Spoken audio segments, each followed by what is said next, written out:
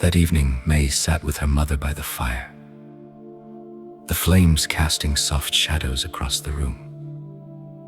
Her voice was gentle but firm. "Mother, we really should go see the doctor again. You can't keep avoiding it. You need to know how the baby is doing." The Queen sighed, trying to hide her unease. "Oh, I do know," she replied quietly. But Maye shook her head. "Please, just for peace of mind." After a long pause, the Queen finally gave in. "All right, we'll go tomorrow, when the tide goes out." Maye's face brightened instantly. She kissed her mother's cheek and wished her good night before heading to bed. But once she was alone, the Queen's smile faded. Silently, she began to cry. Nunani entered without a sound and sat beside her, gently taking her hands. "Do not fear this child," she said softly. "I believe tomorrow will bring you something that changes everything." The Queen looked up, confused. "What do you mean?" Nunani smiled faintly. "I am permitted to see things others cannot. Trust me. Tomorrow will bring you happiness you do not expect." That small promise stayed with the Queen as she went to bed. Maye was already asleep beside her, peaceful and unaware. But the Queen could not rest. Nunani's words circled in her mind, refusing to leave her in peace. Hours passed. Eventually, she rose and went downstairs for warm milk, trying to calm herself. Alone in the quiet kitchen, she placed a hand on her stomach. "I know you are innocent," she whispered, "but I don't know how to feel about you yet. You remind me too much of what I've endured." Her voice broke. "I'm sorry. It hurts." Nausea overcame her, and she rushed to steady herself before returning upstairs, exhausted and tearful. At last, morning came. Maye woke her gently. "Come on, Mother. We need to go before the tide returns." The Queen groaned softly.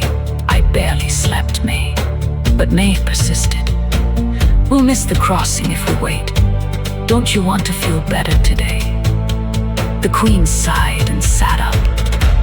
"And you must stop listening to my thoughts," she said tiredly. Maye froze. "I wasn't listening. I could just hear them." "That is still not acceptable," the Queen replied, though without real anger. Maye lowered her gaze. "I'm sorry." Then, unexpectedly, the Queen laughed. "I suppose I should be sorry for having such loud thoughts." Maye giggled too, and the tension broke between them. "Come on then," the Queen said softly. "Let's get this over with." They crossed to the main island together, the morning air crisp and bright. The doctor's clinic was already busy when they arrived. Inside, Vio hurried between patients, assisting quietly. When she saw them enter, she hesitated for only a moment before bowing her head politely. "Good morning. Your Majesty, may I get you something warm to drink?" The Queen nodded kindly. "That would be lovely. And I must say, you are doing very well here." Maye watched her carefully, suspicion flickering in her eyes.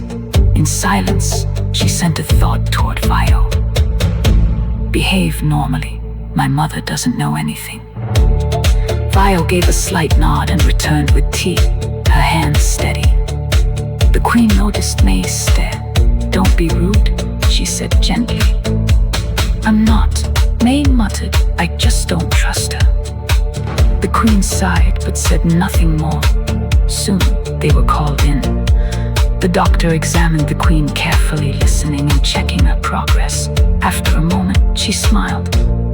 "You're just over 4 months along." The Queen froze. 4 months? Her breath caught.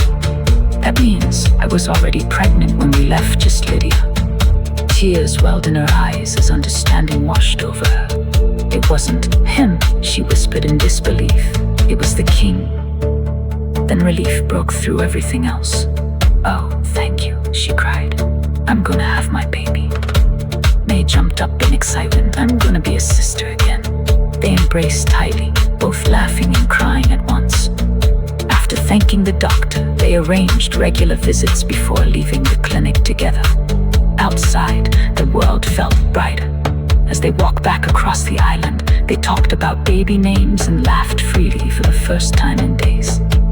At last, Maye looked up at her mother. Nanani was right. The queen smiled through tears. "Yes," she said softly. She was, "I am glad we came." She placed her hand on her belly and smiled. "We're gonna have a beautiful little girl."